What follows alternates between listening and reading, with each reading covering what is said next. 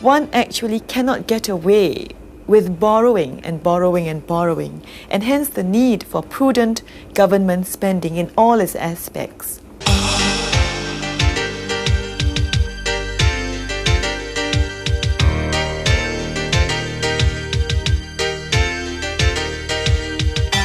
Singapore is a small, open economy, a city-state with no natural resources. So I think that first and foremost, it is a realization of what Singapore is and of the constraints of being a small city-state with no natural resources. The constraint is that there is a very small domestic market. Hence, there is a need actually to export our goods. There is a need, in a sense, to make use of what the world can offer in terms of markets, technology, capital, and so on, and hence an openness to foreign technology, to foreign capital, even to foreign professional workers to come here to work. The second aspect, I think, is that because of the fact that we are so small, we have in many ways only one resource ultimately, and that's our people. So to realize that human resource development and education is probably the most important fundamental factor in Singapore's economic development. The third aspect is, I think, with regards to government policy and government spending. And that is the fact that one actually cannot get away with borrowing and borrowing and borrowing, and hence the need for prudent government spending in all its aspects. So I would say that these would be the three fundamental factors accounting for Singapore's economic success. Today, it's the most densely populated state in the world. In 1819, when the British set up a trading post on the island, they found a settlement of 150 here, and wild animals roaming its jungles and marshes. It was made a free port, trade flourished, and since independence in the late 50s, this multicultural community of Singaporeans has carefully nurtured and developed its legacy as an international focal point of business and trade. Singapore has always been strategically placed. It has, after independence, under a very, I think, skillful leadership of the Singapore government, Lee Kuan Yew in the first place, they have succeeded to take advantage of this geographic position. Plus, that they have realized that the economy of Singapore will be much more quickly developed if you concentrate on creating possibilities for exports, not like many other poor countries in the past decided to try to change their economy to substitute imports by own domestic industries. Singapore has always been outward looking, wanting to facilitate trade over the borderlines. Singapore is one of the most ardent spokesmen for free trade in the world. There are practically no tariffs in this country. This liberal approach is complemented by a disciplined society. It isn't by chance, for example, that Singapore is one of the cleanest cities in the world. Throwing so much as a cigarette end away can lead to a hefty fine. Other laws restrict smoking, gambling, chewing gum, and the right to strike. Legislation has also helped the authorities come to grips with a previously rampant narcotics problem. Possessing and selling morphine or heroin can today lead to the death sentence. The goal is such that anything that stands in the way, chewing gum or ethnic problems or whatever, will be very sternly dealt with. I think, again, all these regulations and so on will have to be understood in terms of the overall philosophy of state before individual. This little island nation, barely 640 square kilometers in land area, has a standard of living comparable to any developed nation. But you need go no further than to the old parts of the city, in the process of renewal, to be reminded of the scale and speed of Singapore's growth, and to experience the melting pot of people behind its economic miracle.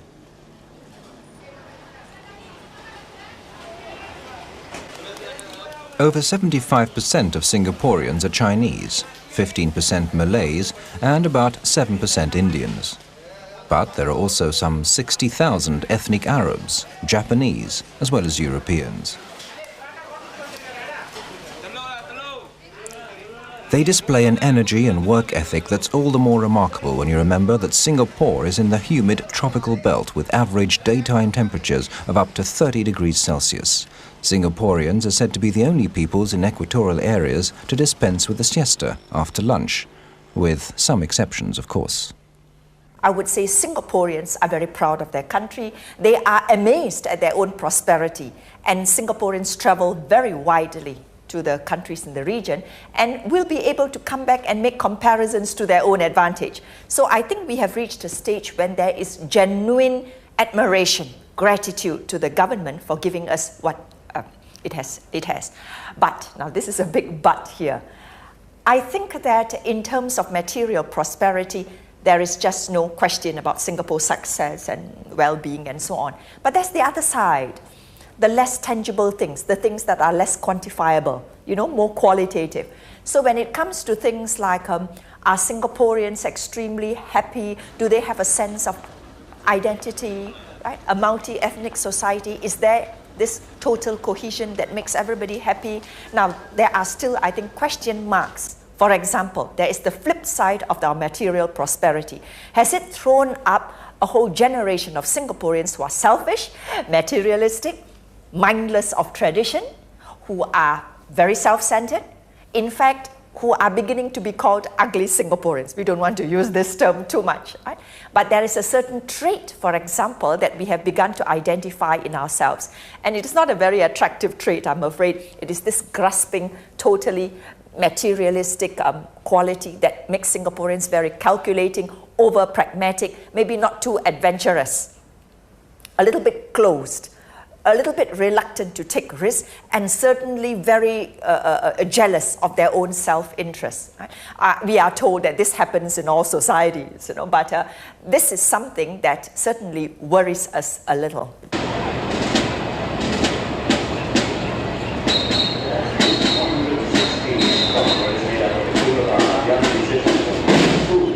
Singapore is heterogeneous.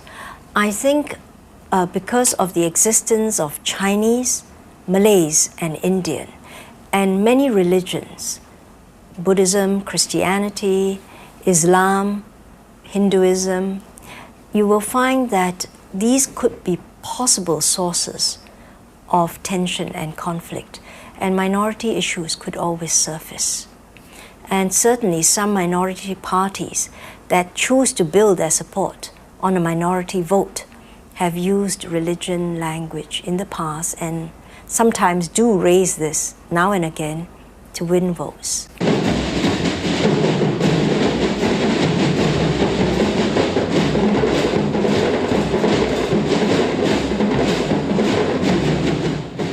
Outwardly, the multiplicity of religions in Singapore manifests itself in most lively ways, with a wide variety of festivals and other celebrations which the authorities fully encourage. By far the most dominating religions are Taoism and Buddhism, but that doesn't stop people joining in each other's celebrations, such as the Christian New Year, as we see here.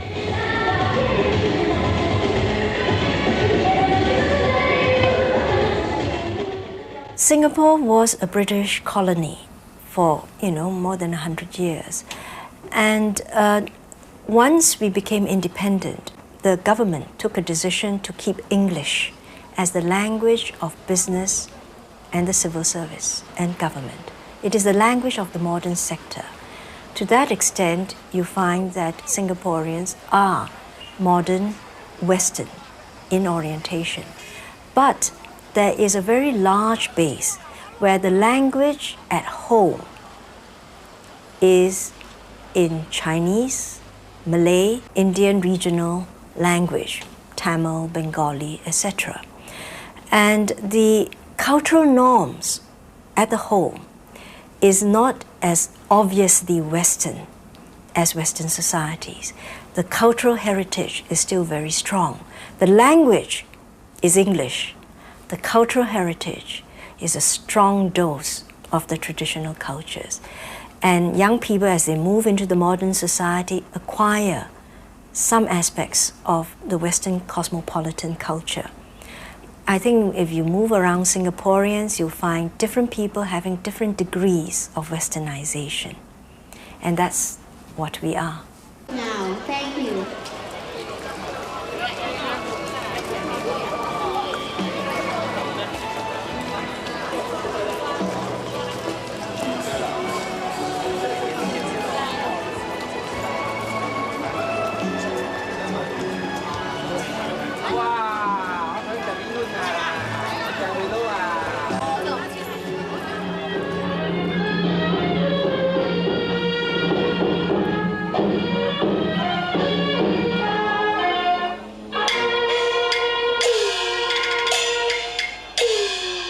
Each ethnic group is encouraged to go on its own. So you have the Chinese being encouraged to celebrate Chinese New Year, for example, in a big way. There are the Chinese villages. You would have seen a number of them. The Indian, similarly, the Indian villages, Malay villages, and so on. So each ethnic group is encouraged to celebrate. Now, of course, there has been this fear, which has been voiced publicly, that if you encourage them to go separately culturally, you could actually be sowing the seeds of future disunity.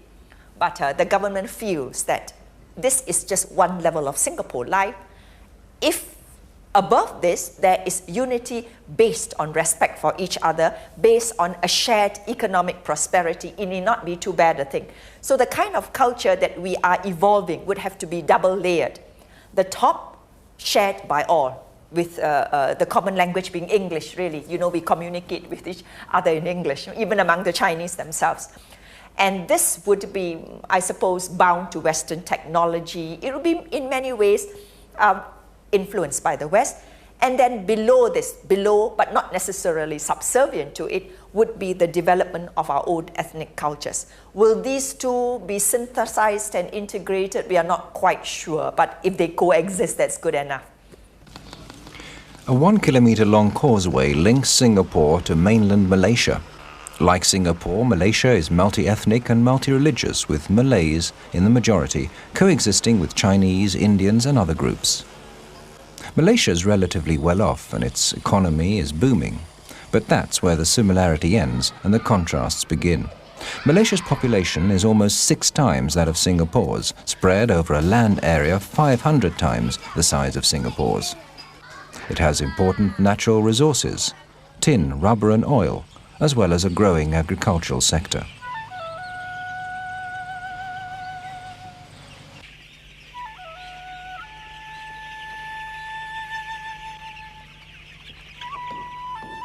And fishing is one of the traditional occupations that survive as everyday necessities in Malaysia.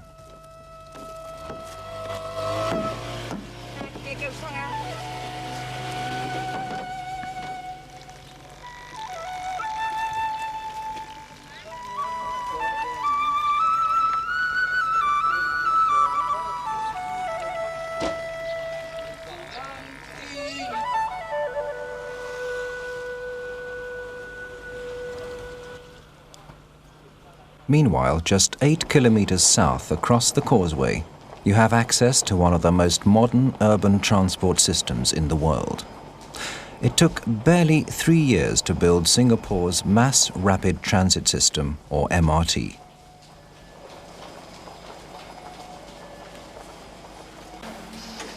Covering 67 kilometers of track and 42 stations, the system services a large chunk of Singapore's suburbs with their characteristic self-contained housing estates. Satellite towns which, while improving people's living conditions, have also changed traditional patterns of Asian family life. The MRTs relieved congestion in the city centre, part of which is restricted to traffic during peak travel hours. Improving the infrastructure is one way of optimizing resources, another is education. Because human resource development is so important to us, that a lot of emphasis has been placed on education. In the 1960s and the early 1970s, the emphasis was on primary education, and that was really to educate a large mass of people, and especially the young people. Then when that was largely fulfilled by about the early to the mid-70s, the emphasis then switched to secondary education and then also to technical education. Now, in the late 1980s and the early 1990s, the emphasis is on tertiary education, more specialist education, and so on. And hence, we find that we are now going to have 3 universities, where 10 years ago we only had 1. The political leadership over the last 25 to 30 years have given emphasis to supporting those who are able. In other words, if you have the ability, more should be given to you. Resources should be spent on you. This is because Singapore is seen to be a country that is very small with 2.7 million people, 3 million including visitors, the transients. Resource is of the highest premium, so we must develop this human resource. At the same time, while saying that we believe that those who are able should be helped, I think Singapore also helps those who are less able. We draw a bottom line. Resources are spent on creating a viable and a good school system, education system, to help those who are not as quick in learning. But the question is whether one should neglect those who are able because one is afraid of stepping out and of appearing to be elitist. I think in Singapore, we believe in helping those who are able. It is meritocracy rather than elitism.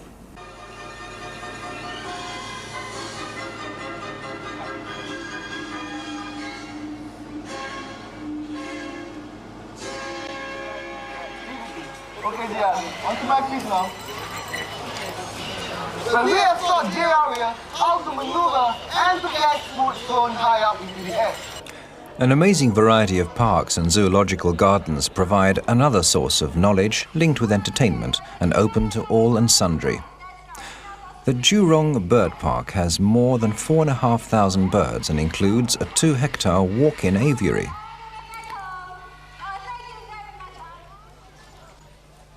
It's amazing how adaptable polar bears can be, isn't it? As for the apes, well, life here's just one big party.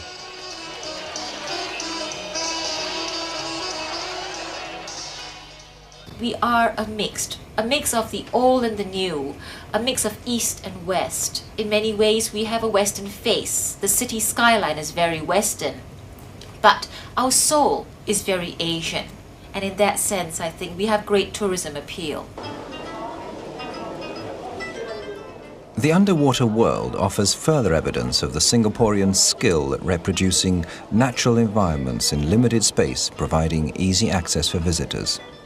This zoo of marine life, complete with man-eating predators, is one of the many attractions on the little resort island of Sentosa, 1 kilometre or so offshore and jam-packed with attractions.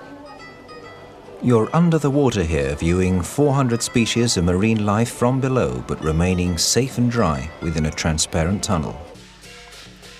Chinese history, tradition, mythology and more are all on display at the Hao Pa Villa Park, with several theatres, lavish audio-visual presentations and adventure playgrounds.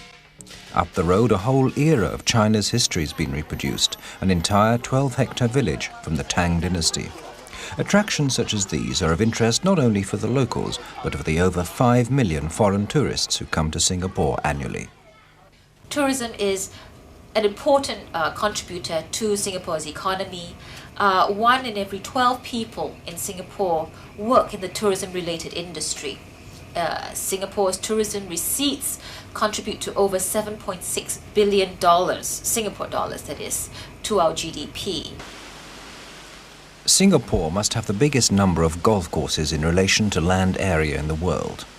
The Raffles Club, named after the man who got it all going in Singapore, is one of 6 with 18 holes. The limited land area here hasn't prevented the spread of leisure centres, with the most ingenious solutions being applied to create space. In terms of why we run or why we have luxury hotels, I think that's more to do with the people. We are able to have a service within Asian hotels, which is considered far superior to many other places in the world.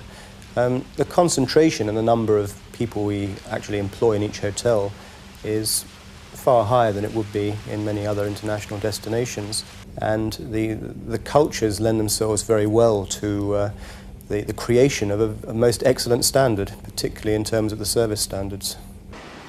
The Raffles Hotel has become a legend among hotels, frequented by royalty, diplomats, as well as writers such as Hemingway, Conrad, Kipling and Morn. The hotel was recently fully restored to its original shape.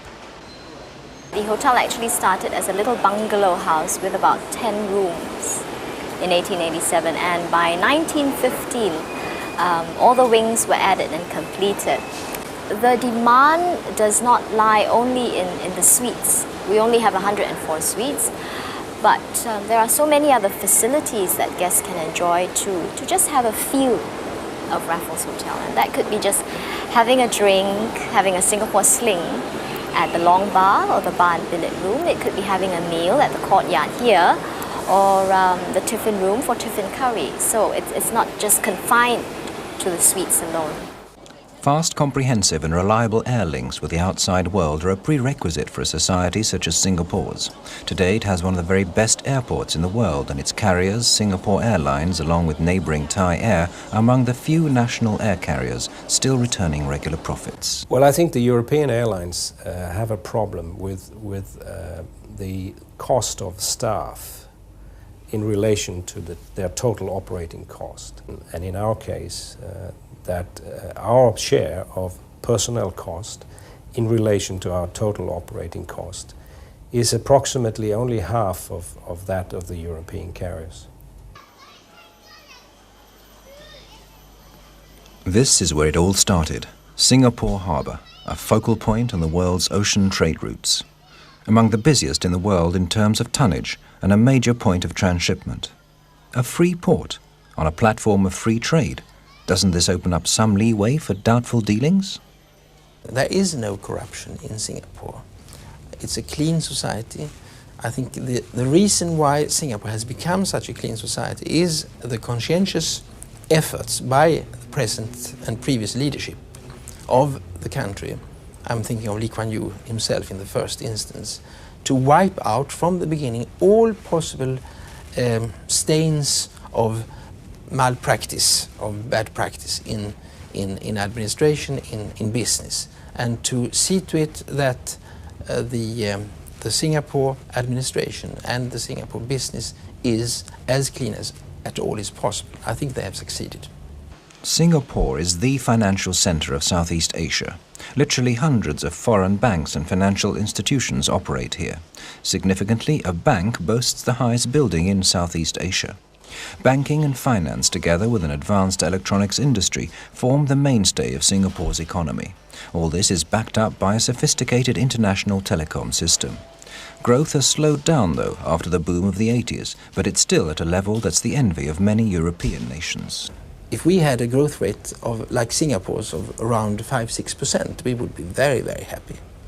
And it's obvious that Singapore and the other ASEAN countries are having a slower growth, but I think it's healthy for them, and I think they themselves realize that it's healthy for them not to have a too rapid growth. You must, after all, in a way, you must consume your successes. You can't just go on year after year after year with growth rates of 10–11%, as many of the countries here did during the 1980s. And I think that we will see in 10–15 years' time Southeast Asia combined with southern China and Indochina having a say in the world trade, which corresponds roughly to what Europe has, to what North America has, to what Japan has. That means that this part of the world will be the fourth leg of the world economy, which means that I think we have to already now pay much, much more attention to what is happening here than we unfortunately seem to be doing up till now.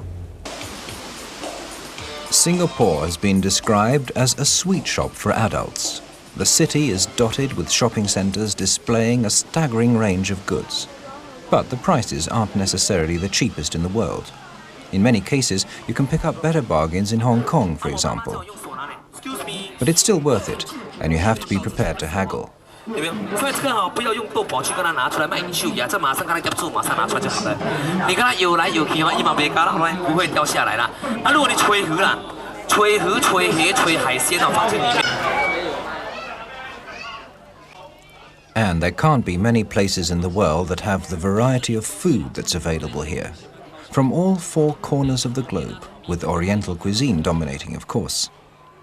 No wonder business folk here often spend up to 2 hours or more closing deals over a chopstick lunch.